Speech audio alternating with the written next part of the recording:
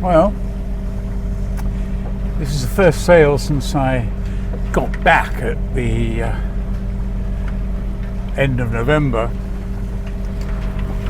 and I'm heading out for Guadeloupe, three-day sail, but with a couple of anchorages overnight. I don't intend going day, night, day. Quite strange. It's early December. Behind me is Martinique. I slipped out of the berth at 6:45, 6:30, 6:45 this morning, and I'm now heading up towards the corner of Martinique, where I'll hang a right to head up north all the way to St. Anne's Bay. It's funny, even after all these years, I'm still sort of nervous. I'm still sort of, nervous, is that the right word? Anticipatory, certainly, about whenever I'm going to undertake any sort of slightly longer voyage. Don't know why. I think it's not so much the sea state or the winds or whatever. It's more, what if something breaks? Because I feel less able to repair things now as I used to be able to do, and less strong. I guess that's part of the joys of becoming a grown-up person. But it's really nice to be out of here. Coming out of the berth worked fine. It's quite a nice weather forecast. Almost certainly going to rain during the day, but hey, these are the subtropics, and it rains, even though we're just now coming out of the end of the rainy season. So the moment I got the camera out, it all started getting a bit rocky and rolly. That's mainly because I'm running almost dead downwind. The wind is out of the east, and I'm heading west at the moment, up towards the Crystal. Is it called the Crystal? Diamond. The Diamond, which is the passage you go between the rock that's called the Diamond and the mainland, and then hang a right, so you're heading north, and then sit there for 6 or 7 hours until you get to the north of Martinique, where I intend anchoring for the night. I guess that's sailing in the Caribbean for you.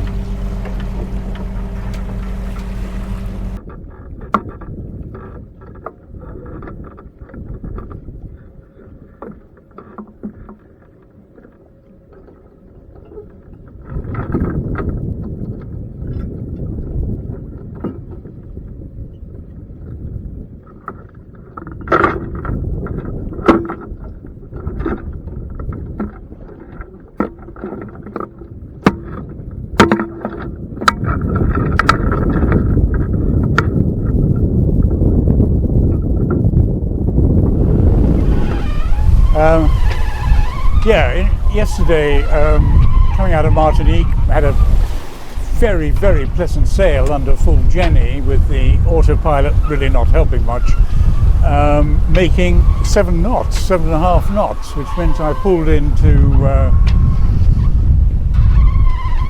the bay in the north of Martinique called St. Patrick, St. Parry, St. whatever, and went to drop the anchor, and the anchor winch didn't work, so that all got very exciting. And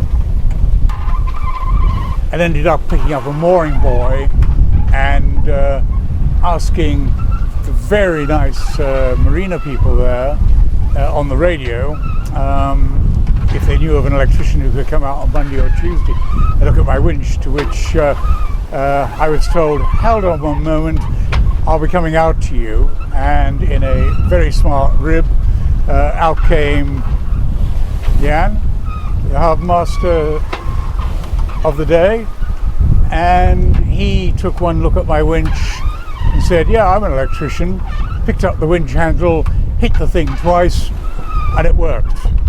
So absolutely brilliant. I guess something in the motor had just jammed, and he knew that if you gave the thing a good tap, it came undone.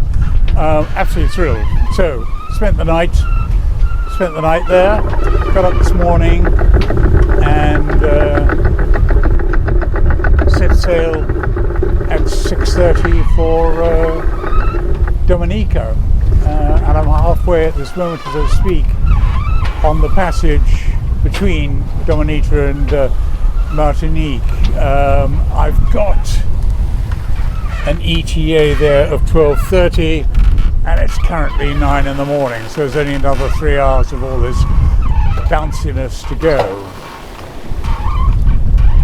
Interestingly, all day yesterday I sailed with full Jenny, which was actually too much, and I was achieving 7.5 knots occasionally, but the boat was a bit uncontrollable and the autopilot couldn't cope at all. I was having to helm most of the day. So this morning when I set out, I reefed in the Jenny to the first big reef, so I've got the equivalent of a working jib up, and I am making, solely under the working jib, between 5.5 and 6.5 knots. I mean, absolutely amazing. Now, to be fair, I've got 28, 29 apparent knots apparent on the beam, 90 degrees on the beam. The bounciness is to do with the fact that these are waves that have come all the way across the Atlantic from Europe, and the wave height is quite large as it compresses between the islands, as does the wind. So I guess if I was, I don't know, 30 or 40 miles out to sea, the wind would probably be down to about 20 knots. I did anticipate 25 to 30, which is why I only pulled out the jib as far as the first reefing line. And yeah, frankly, yes, I could. If I hold the main up, if I put up a reefed main, and it would be, you know, I'd have to have a couple of reefs in it in this wind. Yeah, I might make another knot. Another half a knot. But frankly, when I look at the speed, which is currently registering 6.3, 6.45 in my little Beneteau 323, yeah, I'm happy. And the nice thing about only having a jib up is that I can, if a real squall came in, I can just let go of the sheet and let it flap. But I can reef it easily, I can let it out easily. It's a very, very easy sail to control with no big heavy boom bouncing around. So anyway, oops, that's where we are at the moment. Bouncing slowly along, heading 350, which will take me about a mile off the headland, the southern headland of Dominica. Because last time I went in close to that headland, I got really beaten up. There were some quite serious holes in the ocean, and it wasn't a bundle of fun. The Raymarine, whatever it is, autopilot, yeah, it's now working because it's got a load of elastic bands holding it in place, and it's making a horrible squeaking noise, which it says in the book you should accept as being a horrible squeaking noise. So well done, Raymarine. I don't know, it's got to be possible to design something better than this, but it's the best wind pilot, it's the best autopilot I've got.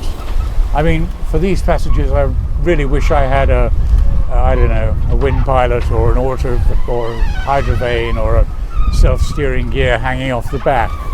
But these passages in these islands, they're all about 20, 25 miles, 30 miles, and frankly, if you can't take a joke, you can't take a joke, I guess. Anyway, hopefully with luck and the wind continuing the way it is and nothing breaking, I'll be off southern Dominica in about 3 hours time, 4 hours time maybe, and then I'll gradually close the coast until I get to the north of it and Prince Rupert Bay and Indian River, which is close which to is my normal anchorage on that island. Quite a long way to go up there, and I probably won't be in much before 5, and sunset's around 6. So I need to keep going at a reasonable speed, which at the moment is 6.02 or 5.9, whichever you choose. Anyway, just thought I'd do an update. Because I don't often do stuff recently actually on the move, and mainly because all this bounciness makes it difficult for me to set up the equipment, so that's why. Anyway, I'll do something else later, or an evening spiel in Prince Rupert Bay on the island of Dominica on my way to Guadeloupe.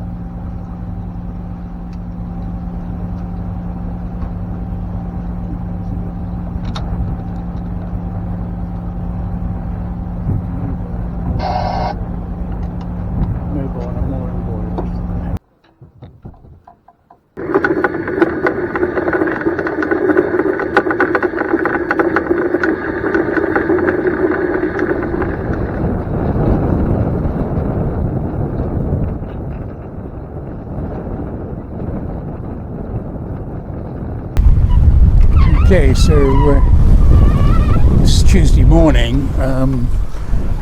You can see from the safety harness gear it was quite lumpy coming out of Dominica this morning. It was blowing 35 knots, quite a lumpy sea, but yeah, the forecast is for it to diminish, which is what it's done. It's now down to just 25 knots, 60, 70 degrees on the beam, so we're trundling along at 6.5 knots, which is just great. Never seen so many flying fish in my life these last 3 days. Absolutely amazing.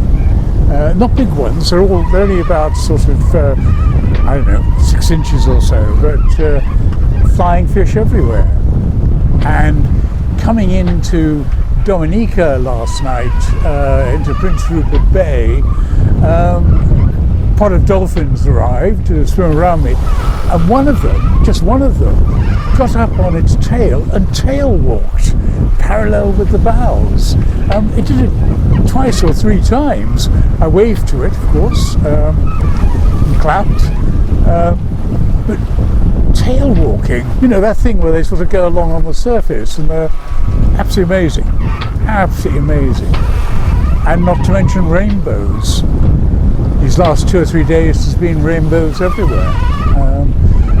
Mind you, it's rained occasionally, but mainly I've avoided it. Mainly I've sort of ended up going between showers, or just speeding up enough or slowing down enough to avoid the showers. So that's been good. Very strange, isn't it, all this sailing lark? I really like being out here.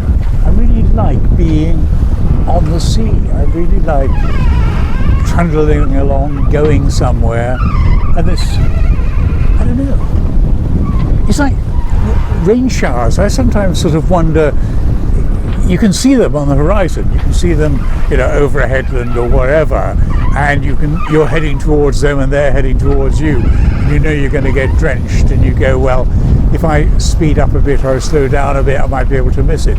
And then you wonder, has a rain shower, does a weather shower have its own life? Does it have its own character? Does it know it's a shower? I mean, I don't suppose it does know it's a shower, but it is an accumulation of all sorts of natural elements turning itself into a piece of weather that is connected by the proximity of land, causing the air to heat, and clouds buffering up against the land and becoming trapped against the peaks. So, I mean, of course, it doesn't really have a life. I wonder, it's like the ocean, isn't it? I mean, the ocean, it doesn't care. It doesn't care about me at all. It just is. It's just this amazing great amount of water that is connected from here to Southampton Water. It's all the same bit of ocean. It's all the same bit of water. It's all connected. I think of the sea as being this enormous creature, this enormous entity that just is what it is. And in some places it's angry, and some places it's violent, and some places it's cool, and in some places it's doing just what it's meant to be doing today, which is gradually calming down to 22, 23, 20 knots. Yeah, maybe I'm being over philosophical about it. Well, I am being over philosophical about it, but I really do sort of feel the sea is like an entity as well, and has a life. I think I've always felt that. I've always felt the sea was this thing that allows me. It doesn't care that I'm here. It doesn't do anything to help me, of course, but it is just the sea, being the ocean. And I'm floating on it in my little boat with just one headsail up, trucking along happily towards somewhere where I want to be. Anyway, it was interesting getting into Prince Rupert Bay last night. I mean, it was sort of sunset was approaching. It's a 60-odd mile hit from northern Martinique to the north part of Dominica and Prince Rupert Bay. So I was getting in there and happy and confident that the windlass problem had gone away and that would all be easy. So as I was rounding the headland coming into Prince Rupert Bay, I went up onto the bows, opened up the locker, slackened off the chain a little bit to the anchor from the windlass pawl, picked up the control, pressed it, and nada.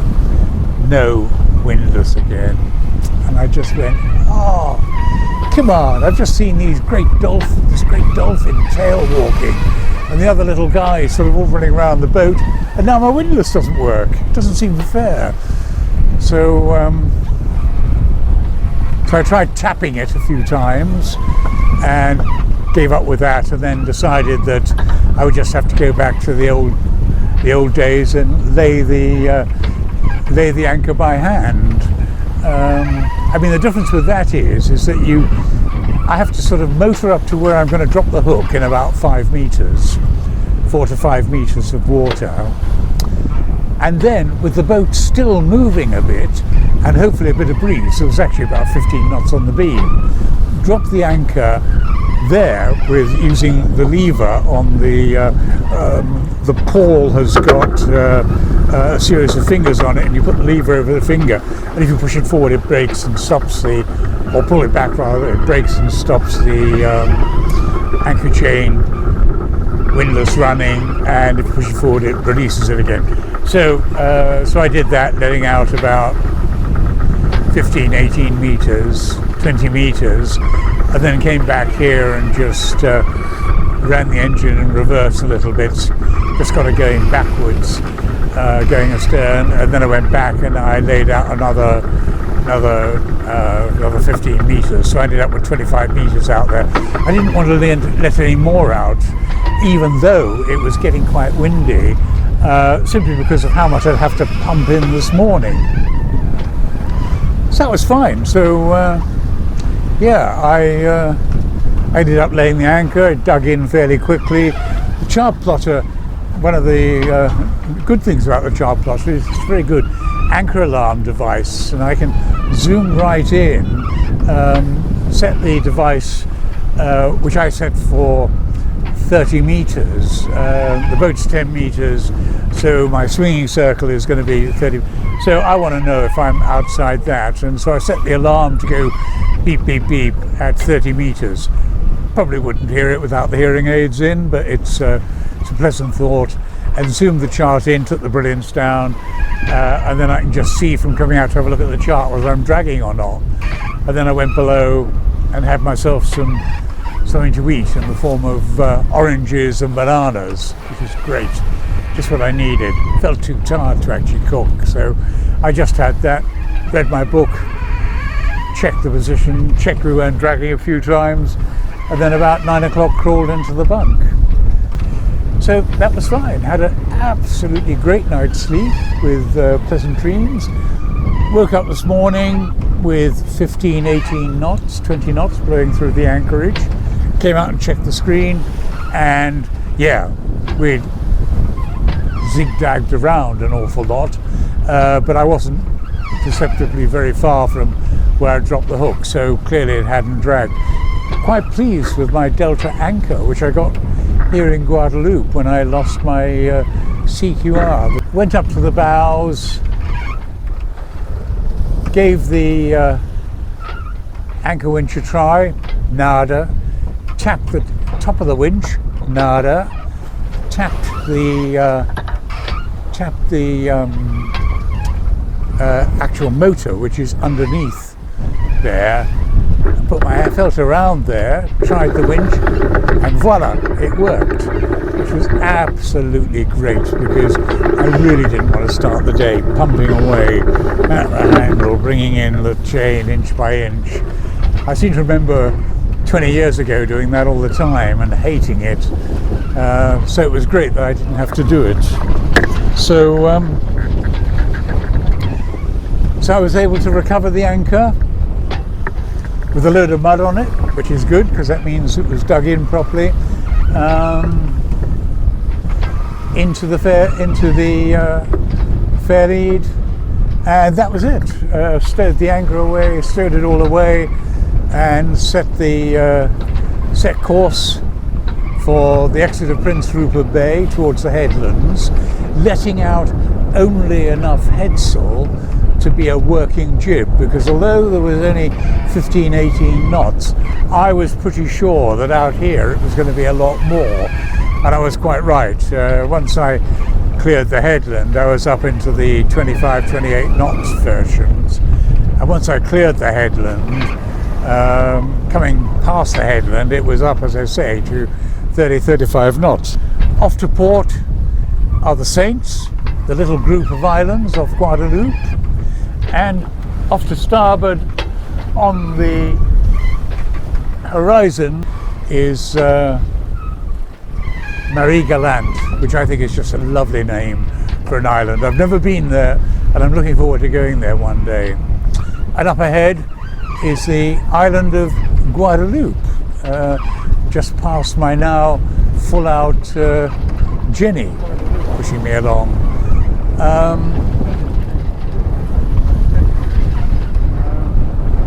Yeah, I don't know what to expect when I get into Guadeloupe. There was a message from the Boatyard last night on my telephone asking me when I intended arriving and saying they were heavily crowded and didn't have much space. I've got this feeling that I may or may not get into the marina. I think that depends on their mood when I get there. I've got to get an electrician in to look at this anchor winch connection. I'm pretty damn sure it's the connections between the winch, motor and the rest of the circuit for the boat. I think those connections are loose, or there's something loose down there. But physically I can't get down there to see. I can't bend my body around enough these days. And frankly, if I could see, I'm not sure I would know. So I need to get an electrician in, which is a good reason for being in the marina. Nice to be out here. Really nice. And it's all calmed down so much. Really pleasant. Really, really pleasant. Yeah. And at that moment, the brilliant Marine autopilot totally gave up the ghost, and I spent the next 6 hours behind the wheel, heading for the port of Pointe-à-Pitre Bay, inside of which is the marina Boatyard in Guadeloupe. Have to be a bit careful on the approaches. There are coral banks and shallows around the area, all of which are well buoyed, and I had the track from my previous visit to help guide me in. Once inside the bay, I took my sails down, put out the fenders and mooring lines, then entered the little buoyed channel to be met by a marina boat who showed me to a berth inside the marina close to the boatyard.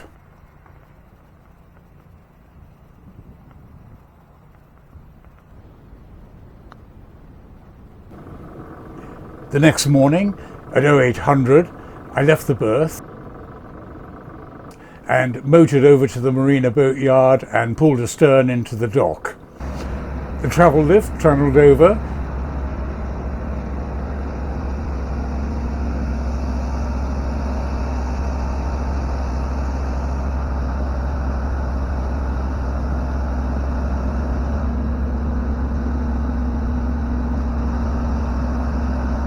and lifted golden haze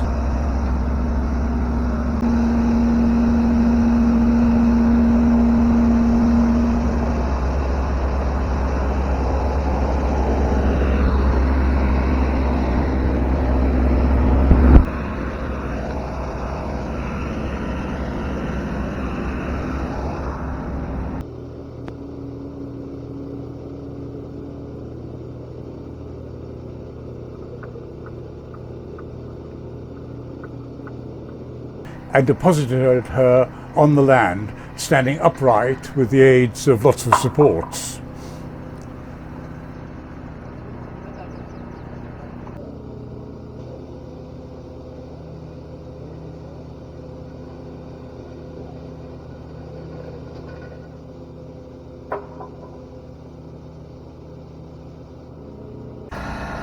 It started to rain as Lewis of Lewis Marine Services jet hosed her down and cleaned off her bottom.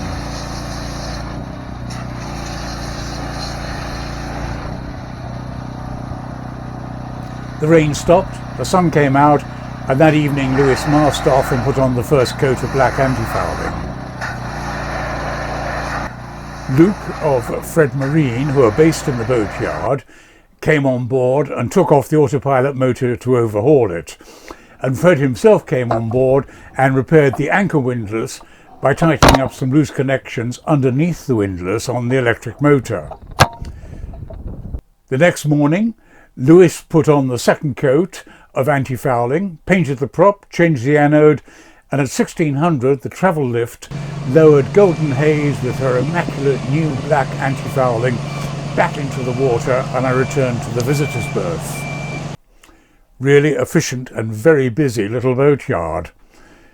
Luke returned and reinstalled the Marine autopilot and adjusted the belt and the configuration and left it working like new. Absolutely brilliant job. Best news of all was the harbour master Eric turned up with a grin and told me he'd found a permanent annual berth for me on Pontoon 8. A really secure place with French liverboards on several boats, so I'm not going to be lonely. As a reward, I took myself out to dinner at one of the 20 or so restaurants and bars surrounding the marina. I sat in the Pirate enjoying a wonderful hors d'oeuvre before starting on a delicious grilled fish of the day and listening to the recording sounds of marsh frogs calling.